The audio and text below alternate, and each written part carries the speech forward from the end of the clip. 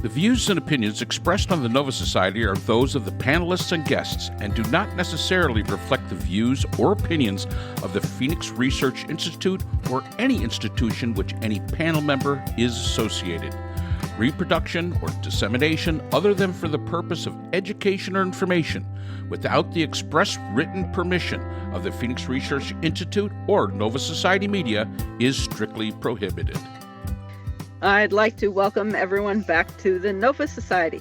I'm your host, Dr. Brooklyn Ann Weldon, and I'm here with the panel, Dr. Scott Gershwer and Dr. Mark Bound. Today, I wanted to talk about a topic that I've been hearing something about, but not an incredible amount about, a blogger named Curtis Yarvin. Mark, Scott, are you familiar with this person, and what have you heard about him? So this is Menicius Moldberg? Yes, that's exactly who it is. Talk about a crank. I mean, and this guy has a following, and that following includes Peter Thiel and his boys, which includes J.D. Vance and Josh Hawley, along with Blake Masters, who lost his election despite being supported by Peter Thiel. He advocates for the United States to become a monarchy. He says that democracy and capitalism don't go hand in hand. I don't know. Probably a lot of other crazy stuff. I was actually watching because you brought this up, Brooke. I actually watched a little bit of them. You know what? I'm not willing to do that for this podcast, but I'm glad you are. There's no way. I admit it was hard. It did take a few beers to get through, about a 20-minute segment, and that's as far as I could make it. And it's not only a monarchy he thinks it should be, it's a dictatorship. He's very big on dictatorships. He believes that the reasons that companies' success is because CEOs are dictators. That's the way the system's designed. Unfortunately, he forgets the fact that CEOs report to board of directors. Now, granted, in many cases, board of directors just basically nod their head a lot, but there's a lot of cases where CEOs have been ousted by their board of directors because the board of directors ultimately report to the stockholders. So it's really not the dictatorship that he presents it to be. In ways, it's kind of like a democracy. As far as who reports to who. Somebody is always reporting to somebody. His theories are completely out there. He's a crank. Him and Gorka, another crank. And there's a whole bunch of cranks out there that have these ideas. And he speaks to people in the idea that, just by the very brief time that I listened to him, that a dictator would lift people up. Those at the lower social economic class, dictators lift them up. That's not the way it works. Dictators always push everybody else down. So if you're at the lower social economic class, you're going to be pushed farther down than you were before. It's not like you're going to be you're going to rise up from that lower social economic class to immediately be in the upper middle class. And the upper middle class are going to suffer by being moved down to the area that you were in. That's not the way it works. And that is something that he promotes. He doesn't say it exactly like that, but in what he's saying is that's what he's insinuating. And in many ways, other than saying that we should have a dictatorship, everything he says is pretty much an insinuation. And if you listen to it, everything that he's saying is the exact reason why back in the 18th century, the United States broke away from England. That's really what it comes down to it. I have to admit, I do have the T-shirt that I wear every 4th of July that says, Happy Treason Day, you ungrateful colonists. And it has a picture of Queen Elizabeth onto it. But that's what he's promoting. He's promoting everything that this country supposedly stands against. But it seems like there's a group of people, either they don't understand that's what's being insinuated in like Project 2025, in a Trump presidency, in some of the rhetoric that comes out of the Republicans. They either don't understand that is what's being promoted, or that's what they want. And I really think if that's what they want, that's more scary than if they don't understand. Maybe you can educate them, but again, going back to my favorite Bonhoeffer, you can't fix stupid. Yeah, thank you, Mark. Yeah, I had listened to Curtis Yarvin and noticed the CEO reference. I'm thinking exactly what you said. There is the board of directors, and then the stockholders, the shareholders. The comparison that he's making is not the same at all. The other thing that he is promoting is closing all the universities, and I believe, I would assume also the colleges in the country, but certainly all the universities, and selling the land to developers. The example being like Columbia University. Oh, how wonderful all that land would be in the middle of Manhattan, and sell it to a developer. And he's very enthusiastic about that. And I'm thinking, and this man is quite serious. And this is where Vance apparently follows this person's rhetoric idea of retire all government employees, the RAGE, RAGE, retire all government employees, and delete the government and delete universities. And this is where Vance gets these ideas from, and apparently takes this very seriously. Personally, I find that very frightening. Well, and what makes it even frightening is Vance went to Yale. So are we selling off Yale? This Yarvin, and Yarvin went to Brown and UCL Berkeley. Yeah. So this really does show you that you can be as educated as you want and be the prestigious universities and still basically talk like a moron. I find this very distressing. I really don't understand how people who are supposedly intelligent and well educated can possibly believe this stuff, except that they want power and that they are interested in elevating themselves at the expense of others.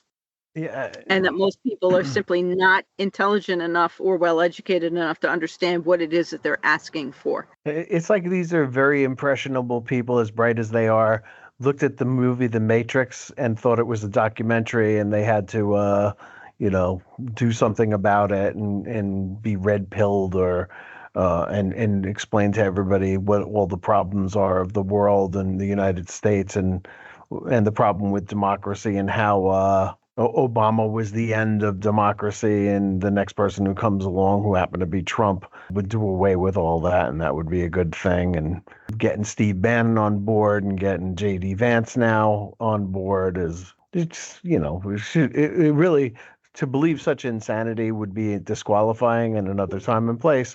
But in another segment that we've recorded today, we talked about QAnon and all the bizarre stuff that they give, and this is just a more intellectual version of that, I suppose. And unfortunately, they gain their credibility from the fact that they're people of letters, they're people of education. And I always tell students and anybody that listens, just because somebody has PhD after their name doesn't mean they know anything. It means they were able to jump the hoops to get through the process. But once they get it, sometimes, and again, you can use that knowledge, you can use that education for one or two purposes. You can use it to do good and better society, or you can do it for nefarious purposes, which is the only thing I see this guy using it for. I mean, as Scott pointed out, Meniscus Moldberg is his pen name. Let's think about that for a minute. I mean, that's pretty odd, like really odd. But hey, he's 51 years old. He's wrote Unqualified Reservations, Volume 1. Thank God Volume 2 has never come out. He is neo-Marxism, neo-reactionism, dark enlightenment, which I think is a wonderful thing, anti-egalitarianism, anti-democracy, anti-libertarianism, and one that I'm really not sure on, neo-cameralism. I'm really not sure. That's one I have to look up. I'm really not sure what that is. Spare yourself. I'm sure it's nonsense. I'm sure it is too, Scott. But I get it in there and I think, what the heck is that? Yeah, cameralism. So real quick. So it's not bicameral. It's the opposite. Oh, that every patch of land on the planet has a primary owner, which is its SovCorp. So there you have it. More time than I want to spend on this, please. Sorry. So hopefully we address that for you, Brooke.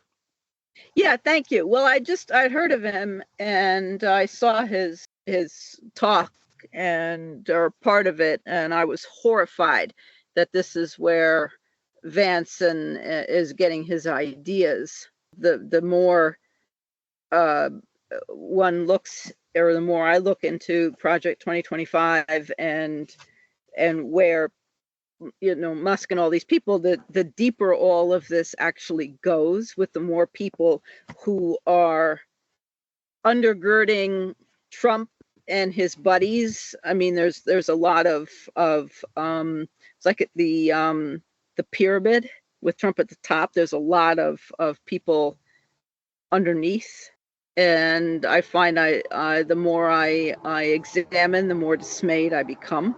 And it's designed to do that to you, Brooke. Well, also, I tend to agree with you that, Trumpism is probably not going anywhere, and it will take a while, even when Trump is gone, for the United States to right itself.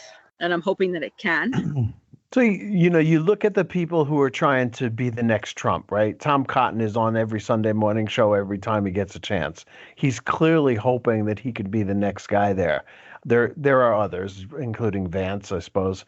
But these guys lack the talent that Trump has for being oddly charismatic. And I say that meaning that I don't get it myself. I don't find him charismatic, but I do recognize that other people do. And so I'll grant him that. I don't think any of these other, like we saw it with DeSantis as well, have the talent that he has for that. And he's come, it took him a long time, I think, to get there, because he used to just be like an obnoxious, slappable guy when he was younger. And he's sort of grown into this thing, and probably years of playing a character on TV that resembles him in no way, shape, or form led to his ability to sell this idea that he is something that he's not. And people buy it because they're idiots.